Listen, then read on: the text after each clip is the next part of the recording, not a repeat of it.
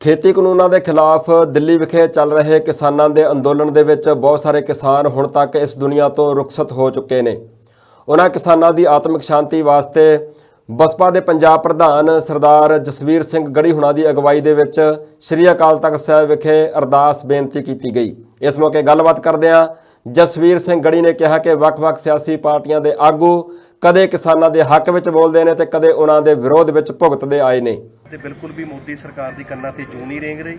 ਬਹੁਜਨ ਸਮਾਜ ਪਾਰਟੀ ਕਿਸਾਨਾਂ ਦੇ ਸੰਘਰਸ਼ ਦੀ ਜਿੱਤ ਦੀ ਅਰਦਾਸ ਕਰਨ ਦੇ ਲਈ ਅੱਜ ਸ਼੍ਰੀ ਦਰਬਾਰ ਸਾਹਿਬ ਪਹੁੰਚੀ ਆ। ਕਿਸਾਨ ਸ਼ਹੀਦ ਜਿਹੜੇ ਕਿਸਾਨ ਹੋਏ ਆ ਉਹਨਾਂ ਦੀ ਆਤਮਿਕ ਸ਼ਾਂਤੀ ਦੇ ਲਈ ਅਸੀਂ ਅੱਜ ਇੱਥੇ ਅਰਦਾਸ ਕਰਨ ਪੁੱਜੇ ਆ। ਔਰ ਜਿਹੜੀ ਮੋਦੀ ਸਰਕਾਰ ਜਿਹੜੀ ਆ ਭਾਜਪਾ ਸਰਕਾਰ ਜਿਹੜੀ ਸਿੱਖ ਸੰਘਰਸ਼ ਦੇ ਨਾਲ ਜਿਹੜੀ ਕਿਸਾਨਾਂ ਦੇ ਸੰਘਰਸ਼ ਦੇ ਨਾਲ ਜਿਹੜੀਆਂ ਝੇਡਾਂ ਕਰ ਰਹੀ ਆ, ਝੇਡਾਂ ਬਹੁਜਨ ਸਮਾਜ ਪਾਰਟੀ ਉਹਨੂੰ ਵੀ ਨੰਗਾ ਕਰਨਾ ਚਾਹੁੰਦੀ ਆ। ਸ਼੍ਰੀ ਗੁਰੂ ਤੇਗ ਬਹਾਦਰ ਦੀ ਸ਼ਹੀਦੀ ਦਿਨ ਦੇ ਉੱਤੇ ਉਹਨਾਂ ਨੇ ਉੱਥੇ ਜਾ ਕੇ ਮੱਥਾ ਟੇਕਿਆ। 8 ਸਾਲ ਮੋਦੀ ਸਾਹਿਬ ਕਿੱਥੇ ਰਹੇ?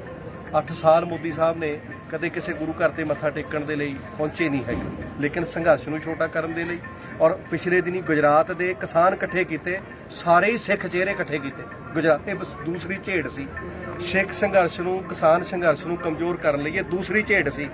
ਔਰ ਮੋਦੀ ਸਾਹਿਬ ਨੇ ਪਿਛਲੇ ਦਿਨਾਂ ਦੇ ਵਿੱਚ ਇਸੇ ਹੀ ਜਿਹੜਾ ਕਿਸਾਨ ਸੰਘਰਸ਼ ਚੱਲ ਰਿਹਾ ਉਹਨੂੰ ਖਾਲਿਸਤਾਨ ਦਾ ਨਾਮ ਦੇ ਕੇ, ਵਿਦੇਸ਼ੀ ਫੰਡਿੰਗ ਦਾ ਨਾਮ ਦੇ ਕੇ ਬਦਨਾਮ ਕਰਨ ਦੀ ਕੋਸ਼ਿਸ਼ ਕੀਤੀ ਆ। ਅੱਜ ਪੰਜਾਬ ਦੀ ਡਿਵੈਲਪਮੈਂਟ ਹੋਈ ਆ, ਇਹ ਸਾਰੀ ਦੀ ਸਾਰੀ ਵਿਦੇਸ਼ੀ ਫੰਡਿੰਗ ਨਾਲ ਹੋਈ ਆ।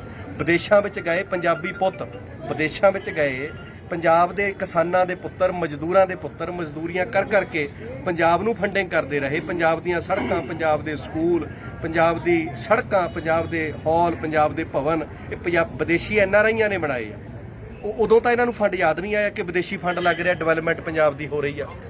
ਅੱਜ ਕਿਸਾਨ ਜੇ ਕਿਸਾਨ ਦਾ ਅੰਦੋਲਨ ਜਿਹੜਾ ਆ, ਕੋਈ ਉੱਥੇ ਬੇਰ ਤੋੜਨੇ ਵਾਲਾ, ਕੋਈ ਟੈਕਸੀ ਚਲਾਉਣੇ ਵਾਲਾ, ਕੋਈ ਟਰੱਕ ਚਲਾਉਣੇ ਵਾਲਾ, ਉਹ ਲੋਕ ਜੇ ਆਪਣੇ ਬਾਪ ਨੂੰ ਭੇਜ ਰਹੇ ਆ ਫੰਡ, ਜਿਹੜਾ ਬਾਪ ਧਰਨੇ ਤੇ ਬੈਠਾ ਆ। ਮੋਦੀ ਸਰਕਾਰ, ਭਾਜਪਾ ਸਰਕਾਰ ਤਰ੍ਹਾਂ ਤਰ੍ਹਾਂ ਨਾਲ ਬਦਨਾਮ ਕਰ ਰਹੀ ਆ। ਬਹੁਜਨ ਸਮਾਜ ਪਾਰਟੀ ਇਹਦੀ ਨਿੰਦਾ ਕਰਦੀ ਆ ਔਰ ਇਸ ਗੱਲ ਲਈ ਅਪੀਲ ਕਰਦੀ ਆ ਕਿ ਕਿਸਾਨਾਂ ਦੀਆਂ ਮੰਗਾਂ ਤੁਰੰਤ ਮੰਨੀਆਂ ਜਾਣ। ਔਰ ਜਦੋਂ ਤੱਕ ਇਹ ਮੰਗਾਂ ਨਹੀਂ ਮੰਨੀਆਂ ਜਾਂਦੀਆਂ, ਬਹੁਜਨ ਸਮਾਜ ਪਾਰਟੀ ਪੰਜਾਬ ਦੇ ਪਿੰਡਾਂ 'ਚ ਜਾ ਕੇ ਜਨ ਸੰਪਰਕ ਔਰ ਜਨ ਸਮਰਥਨ ਦੇ ਲਈ ਲਗਾਤਾਰ ਮੀਟਿੰਗਾਂ ਅਸੀਂ ਕਰ ਰਹੇ ਹਾਂ। ਇਹ ਲਾਮਬੰਦੀ ਚੱਲਦੀ ਰਹੇ। ਲੋਕਾਂ ਨੂੰ ਕੀ ਅਪੀਲ ਕਰਦੇ ਹੋ? ਲੋਕਾਂ ਨੂੰ ਅਸੀਂ ਅਪੀਲ ਕਰਦੇ ਹਾਂ, ਕਿਸਾਨ ਸੰਘਰਸ਼ ਸੰਵਿਧਾਨਿਕ ਦਾਇਰਿਆਂ ਦੇ ਵਿੱਚ ਹੈ, ਉਹਦਾ ਫੁੱਲ ਸਮਰਥਨ ਕੀਤਾ ਜਾਵੇ। ਔਰ ਦਿੱਲੀ ਜਿਹਦੇ ਪੱਥਰ ਪੱਟ ਕੇ ਪੰਜਾਬੀਆਂ ਨੇ ਲਿਆਂਦੇ, ਕਈ ਵਾਰ ਲਿਆਂਦੇ ਔਰ ਜਿੱਤ ਕੇ ਛੱਡੀ ਆ।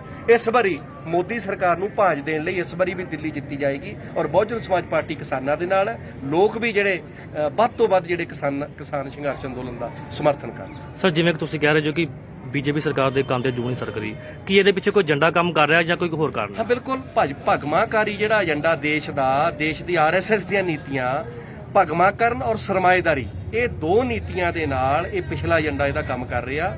ਭਾਰਤੀ ਜਨਤਾ ਪਾਰਟੀ ਦੇਸ਼ ਦੀ ਜਿਹੜੀ ਭਗਮਾਕਾਰੀ ਪਾਲਿਸੀ ਦੇ ਤਹਿਤ ਉਹੀ ਜਿਹੜਾ ਵਰਨ ਵਿਵਸਥਾ ਸੀ, ਬ੍ਰਾਹਮਣ, ਛਤਰੀ, ਵੈਸ਼, ਸ਼ੂਦਰ ਤੇ ਛੂਤ, ਸ਼ੂਦਰ ਦੇ ਕੋਲ ਧਨ, ਧਰਤੀ, ਜ਼ਮੀਨ ਨਹੀਂ ਹੋਣੀ ਚਾਹੀਦੀ, ਇਹ ਭਗਮਾਕਰਨ ਦਾ ਮਨੂ ਦਾ ਕਾਨੂੰਨ ਕਹਿੰਦਾ ਆ। ਕਿਸਾਨ ਜਿਹੜਾ ਭਾਈਚਾਰਾ ਆ ਉਹ 99% ਸ਼ੂਦਰ ਭਾਈਚਾਰੇ 'ਚ ਆਉਂਦਾ। ਉਹਦੀਆਂ ਜ਼ਮੀਨਾਂ ਖੋਹਣ ਦਾ, ਉਹਨੂੰ ਲੈਂਡਲੈਸ ਕਰਨ ਦਾ, ਉਹਨੂੰ ਪ੍ਰਾਪਰਟੀ ਲੈਸ ਕਰਨ ਦਾ ਇਹ ਜਿਹੜਾ ਭਾਜਪਾ ਦਾ ਜਿਹੜਾ ਭਗਮਾ ਏਜੰਡਾ ਆ। ਔਰ ਸਰਮਾਏਦਾਰੀ ਡਿਵੈਲਪ ਕਰਨੀ, ਇਹ ਭਗਮਾ ਏਜੰਡਾ ਭਾਜਪਾ ਦਾ ਆ। ਔਰ ਬਹੁਜਨ ਸਮਾਜ ਪਾਰਟੀ ਇਹਨੂੰ ਪਿੰਡ ਨੰਗਾ ਕਰ ਰਹੀ ਹੈ। ਕਾਂਗਰਸ ਦਾ ਤੁਸੀਂ ਰੋਲ ਕਿਹੋ ਜਿਹਾ ਸਮਝਦੇ ਹੋ? ਕਾਂਗਰਸ ਦਾ ਡਬਲ ਰੋਲ ਹੈ। ਕਾਂਗਰਸ ਦਾ ਮੁੱਖ ਮੰਤਰੀ ਮਾਨਯੋਗ ਸ਼੍ਰੀ ਅਮਰਿੰਦਰ ਸਿੰਘ ਜੀ ਜਦੋਂ ਇਹ ਕਿਸਾਨ ਬਿੱਲ ਪਾਸ ਹੋਏ ਆ, ਉਹਨਾਂ ਮੀਟਿੰਗਾਂ 'ਚ ਸ਼ਾਮਲ ਹੋ ਕੇ ਸਹਿਮਤੀ ਦਿੰਦਾ ਰਿਹਾ। ਨੰਬਰ 1। ਨੰਬਰ 2, ਕਾਂਗਰਸ ਦੇ ਜਿਹੜੇ ਚੋਣ ਮੈਨੀਫੈਸਟੋ ਆ ਉਹ 14 ਦਾ ਚੱਕ ਲਓ, 19 ਦਾ ਚੱਕ ਲਓ ਔਰ ਪੰਜਾਬ ਵਾਲਾ ਚੱਕ ਲਓ।